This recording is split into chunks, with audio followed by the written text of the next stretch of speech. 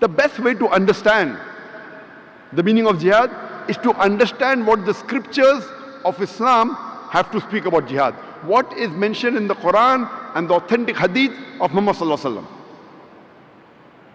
When we read the Quran, we come to know it's mentioned in the Quran in Surah Hajj, chapter number 22, verse number 78. Strive and struggle in Allah's cause as you ought to strive and struggle. Do jihad in Allah's way as you ought to do jihad, with sincerity and discipline. For Allah has chosen for you and has not put any difficulties in your religion. Allah says in the Quran in Surah Tawbah, chapter number 9, verse number 20. As for the believers who suffer exile and strive with might and main in Allah's cause with their goods and their lives, these are the ones who shall attain the highest rank in the sight of Allah, and they shall go to paradise. They shall achieve Jannah. They shall achieve salvation. Our beloved Prophet Muhammad sallallahu alaihi wasallam said, it's Hadith of Sahih Bukhari, volume number 4, in the book of Jihad, Hadith number 46. Abu Hurairah, may Allah be pleased with him, said that Allah's Messenger said that the person who does jihad in Allah's way, and Allah knows best who is doing jihad, who is striving and struggling in Allah's way.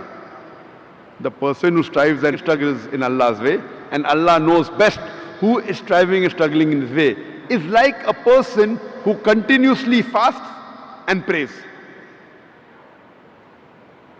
And Allah has promised him paradise if he is killed in the battlefield, or Allah returns him safely with rewards and war booty. It's mentioned in the Quran in Surah Ankabut, chapter number 29, verse number 6, that as to those who strive in Allah's way, they do it for their own souls. For Allah is free of wants.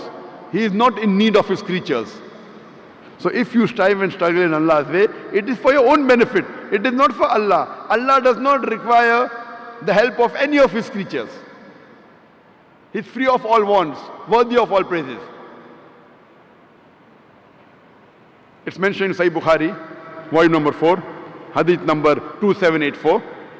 Hazrat Aisha, may Allah be pleased with her, the wife of the Prophet Muhammad sallallahu alaihi wasallam, she asks the Prophet, can we join jihad?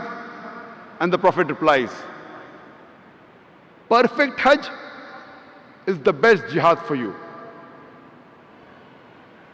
It's mentioned in Sahih Bukhari, Hadith number 5972.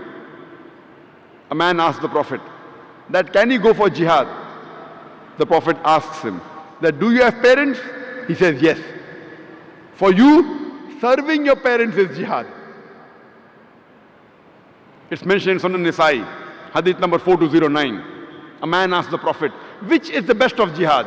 And the Prophet replies, the best jihad is a person who speaks a word of truth against the tyrant ruler. It's mentioned in Sahih Ibn Hibban, Hadith number 4682, that the Prophet said, a mujahid is a person who strives and struggles against his own nafs, his own desire for the cause of Allah. And muhajir is a person who migrates from falsehood to the truth. From all these hadiths we come to know that the best jihad keeps on changing depending upon the situation. When the Prophet told the man that do you have parents, the best jihad is to serve your parents, the Prophet knew that his parents required him. It does not mean always serving your parents is the best of jihad. For that particular person, because his parents required him, for him the best jihad was serving his parents. So depending upon the situation, the best jihad changes. Allah says in the Quran, in Surah Furqan, chapter number 25, verse number 51, if it was our will, we would have sent a warner in every center of population. Next verse, Surah Furqan, chapter 25, verse 52 says, that's why do not listen to the unbelievers, but strive against them strenuously with the Quran. Your Quran is talking about jihad bil Quran. Strive and struggle against the unbelievers with the Quran. Quran is talking about doing jihad with the Quran. That means you have to convey the message of Allah subhanahu wa ta'ala to the non-Muslim. And today I think the best jihad according to me today is jihad bil Quran. Strive and struggle against the unbelievers by spreading the message of the Quran.